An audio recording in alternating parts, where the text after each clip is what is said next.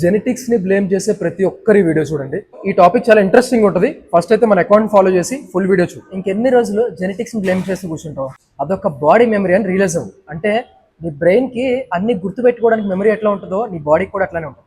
It's not about jeans, it's about life style influence. అది నీ parents దగ్గర నుంచి అయినా రావచ్చు, లేదా నువ్వు గ్రో అయిన ఎన్వైర్న్మెంట్ దగ్గర నుంచి ఒక లైఫ్ స్టైల్ ఇన్ఫ్లుయెన్స్ అనేది అలవాటు అవుతుంది. ఎప్పుడైతే ఫిట్నెస్ టాపిక్ వస్తుందో ప్రతి ఒక్కడు చెప్పే ఎక్స్క్యూజ్ ఏంటంటే అది వెయిట్ లాస్ అయినా వెయిట్ గెయిన్ అయినా ఎలాంటి ఫిట్నెస్ అయినా సరే, మా ఇంట్లో నా పేరెంట్స్ చబ్బీ ఉంటారు కాబట్టి నేను కూడా చబ్బీగా ఉన్నా నేను ఏం చేయలేను, నా పేరెంట్స్ స్కిన్నీ ఉన్నారు కాబట్టి నేను కూడా స్కిన్నీ ఉన్నా ఏం చేయలేను, టోటలీ డిపెండ్స్ ఆన్ జీన్స్ అని నువ్వు అనుకుంటావు.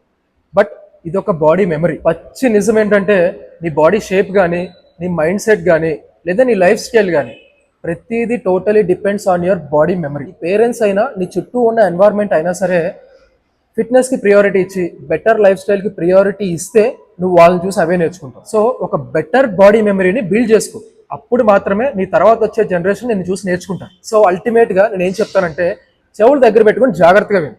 Transformation is not about your DNA, it's all about your consistency, discipline and reprogramming your body memory. కరెక్ట్గా విన్నావు కదా, reprogramming your body memory. Excuses చెప్పడం ఆపేసి ఆ జెనెటిక్స్ అనే డైనమోలో ఉండిపోకుండా నీ వల్ల అవ్వందంటూ ఏది ఉండదు, ప్రతిదీ అవుతుంది. దాని పని చూడు ఫస్ట్.